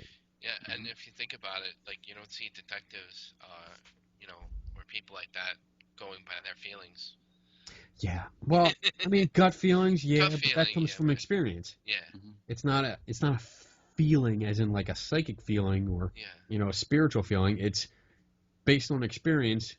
I know where this leads. I've been here before. I'm going to go with this. Yeah. Mhm. This is my gut feeling, and they do it. Yep. Or they check up on it. That's investigating. So if you have a claim, if somebody says, I saw a ghost, okay, what's a ghost? Yeah. Okay, yeah, exactly. That's a whole can of worms on its own. Uh-huh. So what did you see? And that's the detective part. Let's start questioning. We interview with the witness. Yeah. What did you see? Exactly how was it? How long did you see it? What did it look like? Let's get a full description. And then let's investigate what they said. Because if they said they saw, like, that they woke up in their bedroom and saw a woman floating at the foot of their bed, why are you setting up stuff down in the kitchen? Mhm. Why are you setting up stuff in the basement? You know, if there's no claims at all in those rooms, there's no reason to look down there. I mean, if something happens later on or does happen, that's not our concern right now. We're concerned with the woman ghost at the foot of the bed. Yeah. So let's focus on that. What were the conditions? Let's recreate the conditions. Let's figure out what's going on here. So Yeah. that's a big deal to me. Yeah. What's kind of a big deal to me too is like when you have the groups sitting in a dark room and they're doing an EVP session and they're doing a recording and something happens and they're all like they get excited and they're like, oh my god, I can't believe I heard that, right? But they don't do anything. Yeah. And they just sit there and I'm like, go investigate it, find out. Exactly. You You need to get up off your ass and go look to see what Yeah. caused that noise. Yeah. Because we know how it works out. Based on experience, we know that those guys sitting there hear a noise and they freak out. We know that the next day, that's a ghost story. That's on the sizzle reel. Yes. Yeah. That's on the Facebook right there. That goes on there. You guys will never believe what happened. We heard this noise. It was down there. It was definitely a demon. It was amazing. Or, it was definitely like Sally, because that's the known ghost. We know that's a ghost there. So that it couldn't be any other ghost except for Sally. Or the lady in white. Yeah. Oh, yeah, because she's not popular. Who doesn't have a lady in white? Seriously. Or the ghost of Mary. Yeah. Oh man. Hey, you know what's kind of funny? I sounded a lot like a skeptic in this little video. Yeah, well, a little bit. A little bit. But that's good. I mean, that's the way we really have to think. Yeah. You have to think. Critical thinking is not something that comes naturally. No. It's not. It's something that's learned. Yeah. And I didn't think critically, and I think I do now, but I know I can always learn more. Mhm. But you really have to look at the details. You need, when you get a story, when somebody tells you what's going on, they are never ever telling you the entire story. Yeah. You need to ask critical questions in order to get the full story, to weed out the details, to weed out the embellishments, because they creep in a lot. You need to get through them. You need to understand exactly what happened, what they do know, what they were filling in, because they didn't know. It's really important, and it really is confrontational. It's very aggressive. It comes off that way, but that's just the way it is, because now it's that whole give and take thing, because you're given a story and you want that person to accept it, but when they start questioning it, now you get on the defensive, because now it's like your first thought is, this person doesn't believe me. Right. They think I'm lying. I was just gonna say that. Yeah. I don't think you're lying. Yeah. I mean, sometimes, yeah, I do. Yeah. But for the most part, I don't think you're lying. I think you're mistaken. Mistaken? Yeah. Yeah. Mistaken. I think you're mistaken. I think you have details messed up. I think you've said it so many times that the story got kind of muddled, and we need to get back to the basics. We need to get back to the solid ground here. So I'm going to ask you questions, and we'll see where this goes. Yeah. I think more people should learn about critical thinking and going back to basics. Yes. Definitely. You know, yeah, I talked a little bit about that on the show with Matt this evening when we were just talking about some terms, and he brought up the word, reveal. When you do the reveal, Yeah. and A big even on the reveal. show, yeah, like I admit all the time, you know, I used to use that word, and the thing is,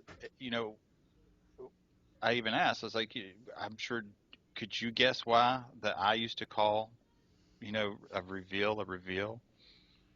Like when you go show the people what you got, do you know why? Because I saw it on TV. Yeah. I was And shocked. I was like, what? What? I mean, well, I don't Yeah. mind, like, I certainly don't mind admitting, going from full on, I'll believe anything to where I am now. Um, it was a progression Yeah. of certain events that just kind of take place, and actually both of you guys have like hit on several things that brought memories back while we were talking.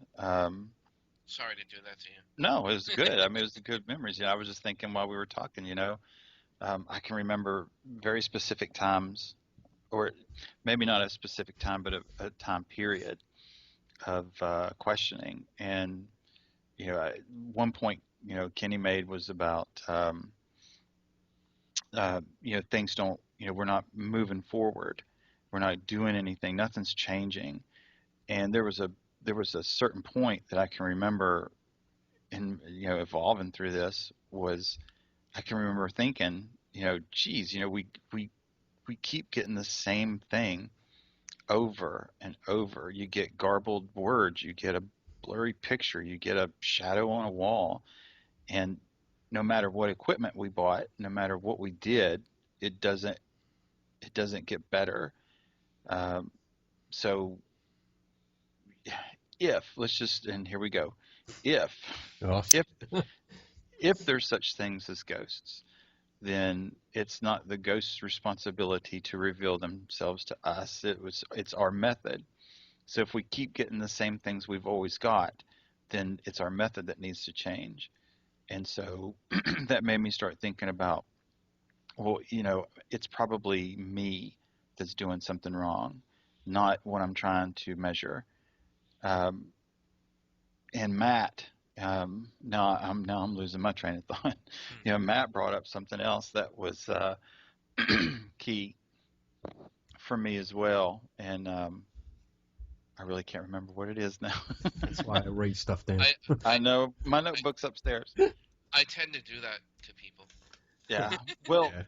I mean, the point being is, I, the evolving into, being more open-minded, because in reality, being a believer and not allowing myself to be questioned was is not open-minded at all.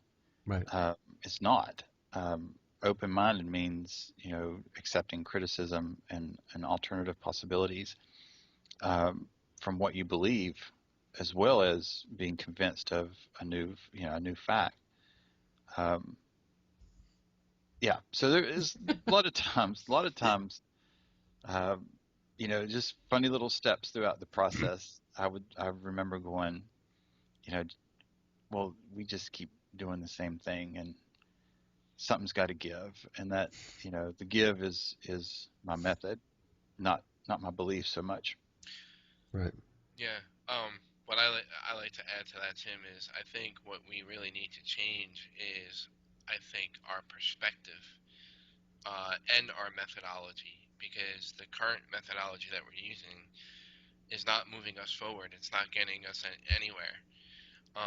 But I think perspective and learning new things, being open-minded, and respecting the newer things, I think all that stuff can come a long way. I agree. I think the new things with learning new things. there's a great deal of information out there, and there's established fields of study, legitimate fields of study that psychology, chemistry, biology, physics, they're all out there. And if we start looking at them and reading them, applying the knowledge that's already there to what we're doing, to take that critical thinking and applying it to the devices that people are buying for ghost hunting, I think that's a big deal. I think these devices, these gadgets, are a major factor in the loss of any progression. Failure. It's a failure of moving forward, because we got the community got so blindsided. They got so focused on gadgetry rather than investigation and evidence that they've lost sight of what they're doing. And even like cut out all the gadgets, let's say, right? For example, cut out all that BS. You could still apply the scientific method in a simple manner to an investigation without being all sciencey. You could still apply scientific method to what we're doing. You can devise experiments. You can just look at things critically. You can apply science to just the ideas. If you have a knowledge in certain sciences and the way things are proven to work, that have been observed, experimented, duplicated, repeatability, and concluded that it works this way, and apply that knowledge to how these devices that are being marketed towards ghost hunters are supposed to work, you can already see just from that these devices do not work. And then you can go further with testing them. I mean, how often do you see like actual test results? And I'm not talking anecdotes. I'm not talking customer reviews, which honestly don't mean shit. No. Where is the data? Where's the test data? Right. Where are the parameters, the methods they use to test this? Yeah. Look for that. None of these devices, absolutely none of them, offer any of that. Yep. So that's your first red flag. But as a consumer, from a totally believing standpoint, because if you believe in this stuff, again, personally, it's fine. But if you believe in it, and you believe wholeheartedly that these devices work, you're going to buy it. You don't care about any devices. You don't care about background or evidence and testing. You don't care about that. But as a consumer, as someone that wants to do any kind of progress, wants to move forward and learn and grow, you should be concerned with this. And you should ask for test results. How were the test results carried out? What equipment was used? This and that. And go from that standpoint and see that the claims being made about these devices are untrue. They're simply stated, they're completely false. So especially the ones that say for entertainment only on the background. That's the disclaimer you should be paying attention to. Yeah. It's telling you, hey, this is a freaking game. That's it. It's to entertain you, to make you feel good, or keep you busy for a couple hours. Yep. That's it. No scientific results whatsoever. That's it. And meanwhile, while you spent all that money on the whatever gadget that could have been your mortgage payment. but TV. But I saw it on TV. I saw another group use it. Exactly. They claimed it worked. Exactly. Another group used it. I saw it on TV. This and that. Blah blah blah. I've talked to guys. I think I brought it up to Tim when I was at Pennhurst for a conference. A guy bought a device from somebody there, another vendor. It was a vendor that bought a device off another vendor, and they came back when I happened to be at his table, talking to like another teammate, And he came back all excited about it. And I questioned him about it. Like, all right, so why'd you buy it? Oh, because, I saw it. I wanted, it looks good. I'm like, all right, do you know if it works or not? Do you know how it works? Well, no. All right, well, it's expensive. It was like $60. Why'd you buy it? Mm-hmm. Well, because, it's from a ghost hunting team. Okay, so what's it do? Did you test this? Do you know if it actually does what it says it does? Well, no. Well, are you going to test it? Like, I mean, if you bought it to test it, Yeah. all right, I can understand that. But no, his intent was to use it at Penhurst while they were there. I'm like, well, do you really think the results you're going to get are valid? Because you don't know how it works. You don't understand how it works. You've never used it before, and you're going to just turn it on, and are you going to go with the results that come out of it? And that's when, like, you saw the light bulb start to illuminate. Mm-hmm. Like, holy crap, did I just waste $60? $60. That could have been my gas money. Yeah. Like, you might want to think about this stuff before you buy it.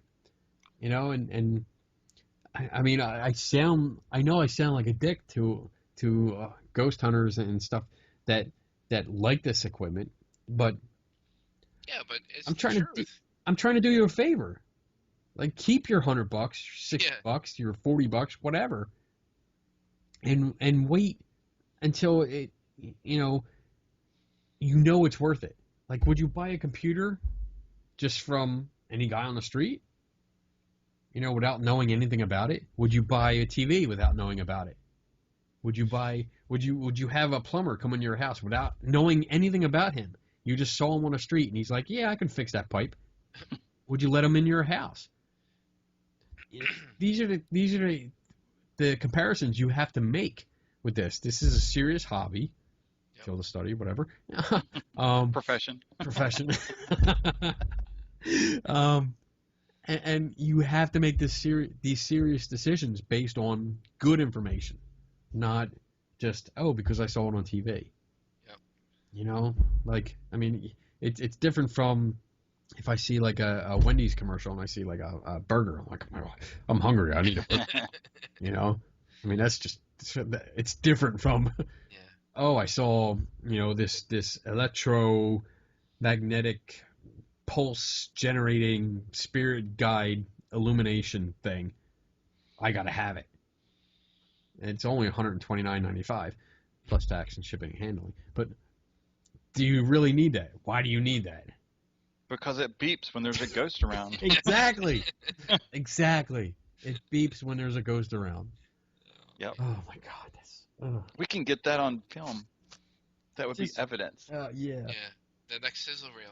It boggles my mind, and I feel bad. I feel bad when people buy that stuff, and it just sits there, and then when it does beep or blink, okay, why? I'm asking why that went off, while other people are going, a ghost made it go off. Mm-hmm. But let's be real. Like in a group investigation like that, how can you be serious? You know what I mean? What do you mean? No. What do you mean? Like when you're in a group investigation or a public investigation like that, right? Okay. And you have some ghost hunter, bringing gadgets like that. How do you expect serious results in an investigation or a public setting like that? From me, you can't. You can't. Mm-hmm. You can't at all. Yeah. I mean, especially public ghost hunts. I understand why they're doing them. The many reasons why they do them. But yes, exactly what you said. You can't expect seriousness from that. Mm-hmm. You have all different people. Nobody's paying attention. Anybody that paid to be there is paid for a thrill. Yep. Mm-hmm. They're there to have fun. So that's it. They're not taking anything seriously. And I can't tell you how many times I've been on public ghost hunts where they broke out the frickin' flashlight trick. Oh. And Or the ghost app. The ghost app. Like, I can't stand that. why? This is it. Why?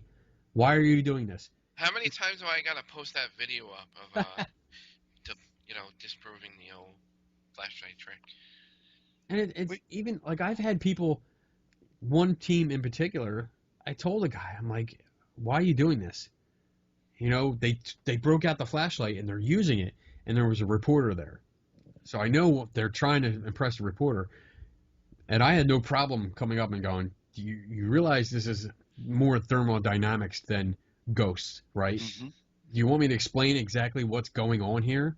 I can do this. And it's all science. It's nothing paranormal. This is just a trick. And he came to me later, the leader of the team, and said, dude, you know, we're just trying to impress the writer, the reporter. So I know the flashlight trick doesn't work, but we want to show them something. And my response is, well, first, you're an asshole. And second, you're promoting false information. Mm-hmm. And you're not only promoting false information to the public, which paid to be there. So essentially, you're deceiving them. You're lying to them. Yeah. But now you're doing it to a reporter that's going to write about it in his paper for a fluff piece that other people that are prone to believe this stuff are going to read and be like, oh, wow, they did it. They got responses from a flashlight. And you're going to perpetuate that falsehood throughout the community. And it's a big disservice. It's a big freaking lie. From that perspective, from that particular case. For me personally, that shit pisses me off. I agree. I agree. And it's just, I don't know what else to say. It's ridiculous. I mean, it's a credibility issue for me. Yeah. Yeah. Same here, Tim. Same. And you know what? They're It's an inside thing. But for me, what I see is just something for popularity. They want to be famous. Mm-hmm. You know, and they don't care. And unfortunately, they do get their fame because that's what they want. Yeah. They people pay to be at their things, and they give them what they want, and people love them, and that's it. There's a cycle. It goes around and around. Yeah. No progression. Just keep going in circles. Wow. All right. We are at like 2 hours here now. Wow. I know that was quick, right? Was it? Yep. Wow. We should really make this like a part 1. I think, and maybe get together again in a few weeks and do another one. Okay. I'm down. And maybe continue on or pick another subject or something like that, because this was fun. I like this. Yeah. I'll get a camera. Yeah, get a camera.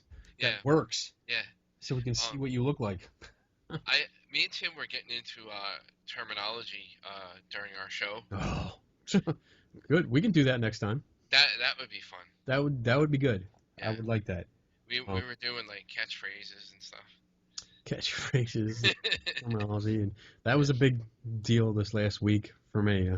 Terminology, but oh shit, real quick. Okay, so there it is. I started to say I heard the can squeaking open, trying to get closed. Shouldn't I? We have a couple minutes. Okay, Let's do it. Because we don't have a time limit. So the debate that I gotten into was about terminology and proper usage. And I guess in small groups, in regional groups, people have a way of speaking.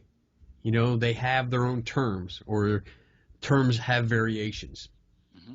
I understand that, and I get that. And after thinking about it, yeah, I'm okay with that. You know, that's the way it is. You know, people have sayings. Lou, my co-host Lou, came out here for a couple weeks, and we went back and forth with different phrases. You know, he would say things, and I'm like, what are you talking about? What the hell does that mean? And then I would say something. He's like, what? You know, and we go back and forth. And so I get that. The problem I have within the paranormal community is when groups or individuals have the claims about being scientific, or using the scientific approach, or using the scientific method, however they phrase it. Mm-hmm. If they are describing themselves as scientific, then for me, they should conform to the scientific community. and the way they do things. So if you're going to present evidence, if you're going to present reports in what you think is a scientific manner, then you should use established definitions and their terminology. Yeah. Did I say that right? You should use terms with their established definitions. Okay? So, as in look in dictionaries, see what it really means. Mm-hmm. And I know even dictionaries have small variations, but they're basically similar, and you can come to a consensus on what it means. Use that. Like, the term energy. Oh, Into that before, okay? It doesn't mean positive or negative. It doesn't mean spiritual. It means the capacity to do work. Yep. Mm-hmm. Okay? That's what it means. If I eat food, food gives me energy to do stuff. If you put fuel in a car, the fuel has chemical energy that is released through a reaction. You add a spark, there's a chemical reaction. It releases that chemical energy, turns it into mechanical energy. Yeah. Mm-hmm. You have nuclear Moves energy. the car. Yep. Okay? You have kinetic energy. Yes. So when you can't say something is made of energy because there's the question of what kind of energy, because Mm-hmm. there are different types. That's a whole topic on its own.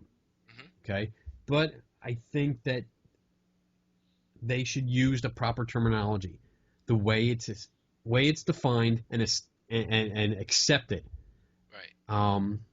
By the scientific community. Right.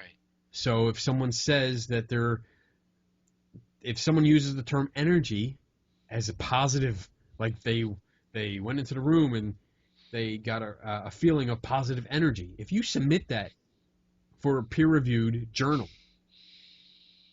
they're going to laugh at you, first of all. Mm-hmm. It's going to be rejected. You'll get that paper back. Yes, you're going to get that paper back. No one is going to correct you. Mm-hmm. They're going to tell you, they'll give you critique and criticism back and tell you need to change that, but they won't change it for you. You need to change that. Yeah. And it'll go that way back and forth. Right. And I've done that just with magazines.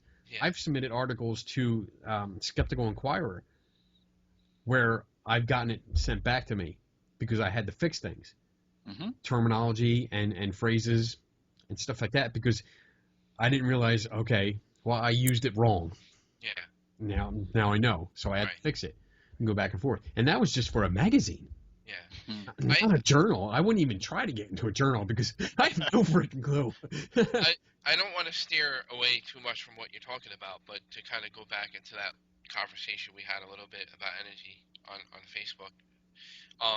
I think you kind of understood where I was going when I posted that video. I think, not that I'm defending them, but I think the majority of ghost hunters kind of get the notion of the idea. I think they use energy more of a catchphrase Yes. rather than really knowing the knowledge of what it is. Yeah. But I said, on our show, we talked a little bit about energy, and Yeah. I kind of see words used as placeholders for an unknown. And when I hear someone say, well, the spiritual energy or the energy of a being, it's kind of like in algebra, like the A in algebra. It's just a word that's being used in place of something that they don't understand or we don't understand. So I hear them say energy, but I don't think that they even know what energy they speak of, if that makes sense. Right. It's Yeah. just It does. It's an unknown. They don't know what it is, and energy seems to hold the space, so they use it. That's why I said catchphrase. It's more like a catchphrase rather than knowing the meaning of it. And it's evolved from, it's involved within the community from a sciencey term to it's almost an entity on its own. Mm-hmm. Now, because now you're not only detecting, they're not claiming to detect a ghost, but they're detecting the energy. Mm-hmm. And they're talking about it like it's something on itself, which it doesn't make sense from a scientific point of view. Right. And again, I'm not a scientist. This is going off the literature and scientists themselves. Mhm. So it doesn't make sense. And there is no positive and negative. It makes me laugh inside when people come into a room and they're like, oh, well, I'm definitely feeling like a positive energy in here. I don't know what that means. I feel the vibe. I feel get a vibe, or a negative energy, and now it's supposed to be a bad thing. I don't understand what that's supposed to mean, because they're treating it as in like the energy is the entity itself. Okay, but still, like, even so, like that's wrong. Like, it is wrong. In my opinion, it's wrong. It's completely one of the podcasts I listened to, Skeptoid, they did an episode on energy, and it was great. It was one of the early episodes, and it was really great. It broke it down from the paranormal point of view and all this stuff, and he gave a great example that whenever you use the word energy, and this is Brian Dunning, who does Skeptoid, he says whenever you use the word energy, replace it with the phrase the capacity to do work, and see if it still makes sense. So now if I walk into the room and I feel a positive capacity to do work, what does that mean? Yeah. Like, all right, now I feel happy and I'm gonna clean the house. But then again, a lot of people don't make sense. So agreed. Agreed. And just with terminology, I mean, it's I understand differences between languages and dialects and regions and work environments, yes. But if you're going to do it in a scientific manner or claim to, you need to follow their rules. Yep. Well, yeah, I don't think it's beyond reason that you would be able to pick up certain clues of somebody in a house or people in a room. If I was doing an investigation, I walked into an apartment or a house to talk to somebody, and there's 2 or 3 guys in the corner and they're huddled together and they're looking at me real serious, and their hands are in their pocket, and someone over and just on the couch is yelling at me, I probably go, whew, it's really negative in here. I'm feeling the negative energy.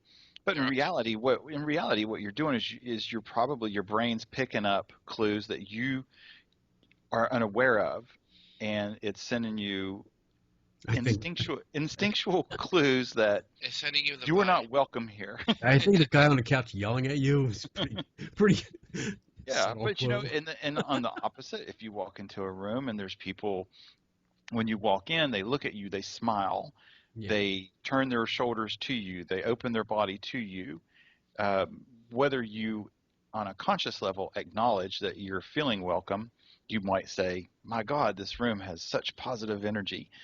I think sometimes that ghost hunters or paranormal people use that type of misunderstanding. I can see biologically how someone would associate the feeling with positive or negative energy, but maybe because they don't know what it is, that placeholders just become energy.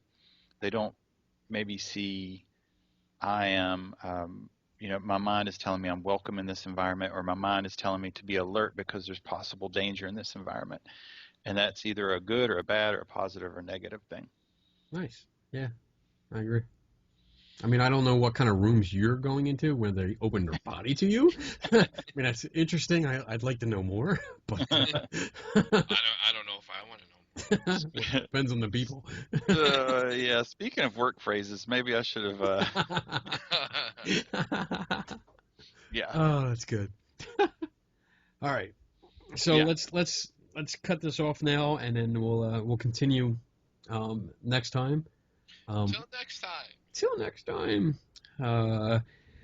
Yeah, because we're over the 2 hours mark now. So we'll see. Okay. A lot of editing to do.